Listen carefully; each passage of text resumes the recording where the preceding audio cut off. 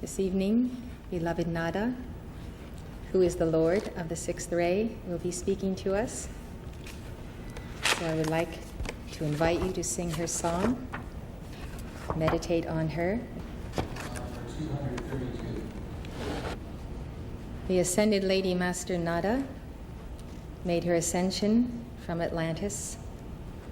That means she's been an ascended master for 12,000 years. She was an attorney and, of course, had many different embodiments. Her flame is a tremendous flame of divine love. This is a painting of her done by Ruth Hawkins. She took initiations under the archangels of the third ray, the Archangel Chamuel and his twin flame, Charity. She learned the art of selfless love, of using the creative fire of her heart to support a family of many brothers and sisters in her final incarnation, where they all became very successful, highly talented and professional, because she kept the flame for them. And her achievement was love and love's union in God in the victory of the ascension. The sixth ray that she is Lord of is the ray on which Jesus served himself. It is the ray of ministration and service.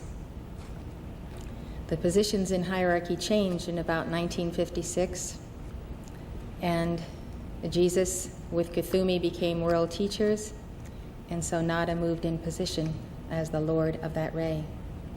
She serves on the karmic board. And so, as one of the 7 members of that board who teach us the lessons we have to learn and assign us before entering birth and leaving, she adds her flame. It's a magnificent flame.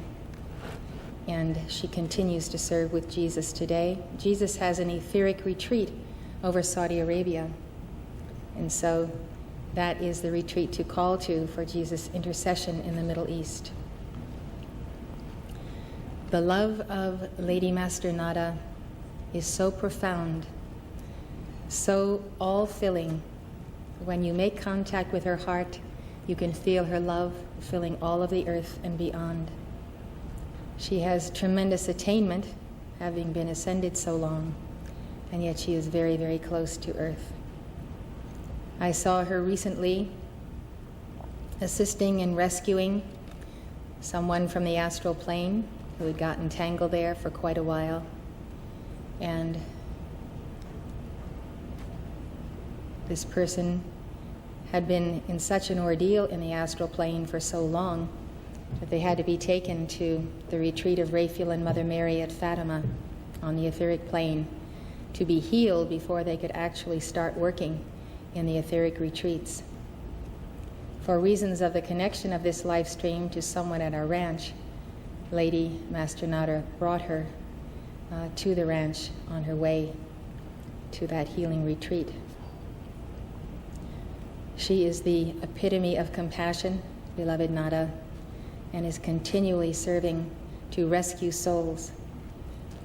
If you make her a part of your life, she will help you and then help you to help many others.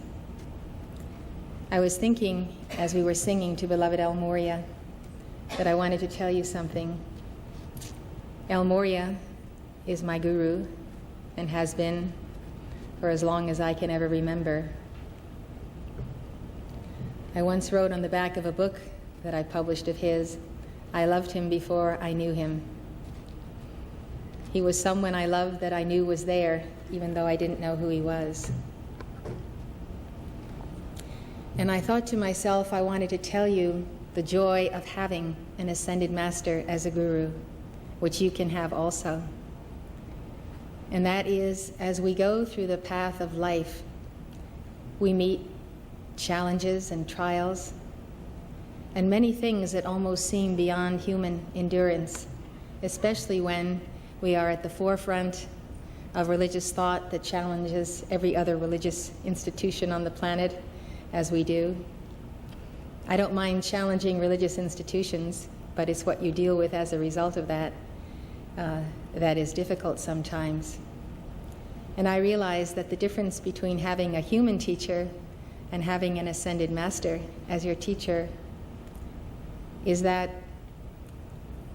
you can summon yourself to almost any deed, almost any effort, almost anything that seems the impossible, because you're doing it for the love of your guru and because your guru is supporting you to such an extent of love and strength.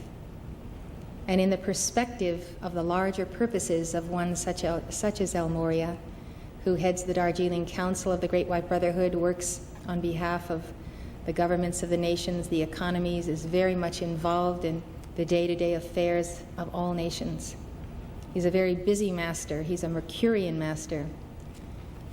And for the love of this guru, I can tell you, I would simply do anything in this world.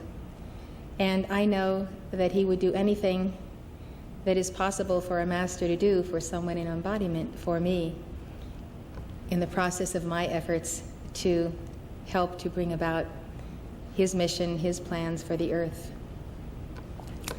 And I can tell you that if I were attempting to do what I do for a human master or a human cause, I wouldn't summon the effort, because the effort it takes so much effort to challenge the forces of darkness on a daily basis without fail, daily prayers, daily witnessing at the altar. And I think many of you share this sentiment, but I thought I would put it in perspective for you this evening, because we are truly called in this experience of the trial by fire that besets us in this final decade of the century. We're called to do those things that require self-transcendence. You have to transcend yourself every day to rise to the occasion of world need, the personal needs of people who are suffering. Has there ever been a time when so many people have suffered through cancer, through AIDS, through all of the things that we're looking at in our society? Children are suffering. They're suffering from malnutrition. They're suffering from not having the right foods, from being injected with everything under the sun. I mean, there isn't a segment of our society, rich or poor, that is not burdened by these times. And so we all want to do so much more than we feel capable of. And my expression to you this evening is that we have such a hope in our hearts to be able to do this because of the strengthening of the presence of the heavenly hosts and the ascended masters of the Great White Brotherhood who overshadow us. So I wanted to bring that thought to you, to know that it is a joy to serve, and the sense that they are behind us and that they are strengthening us, and that we can go out and do what they've asked us to do. We can respond to Helios.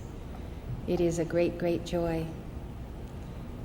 So if you are shopping for an Ascended Master Guru, I would recommend you get my book, Lords of the Seven Rays, and read about the lords of each of the seven rays and see which one you have an affinity to. You know, an affinity is a fine tie. So look at that and consider them all. There really is not one that is better than the other.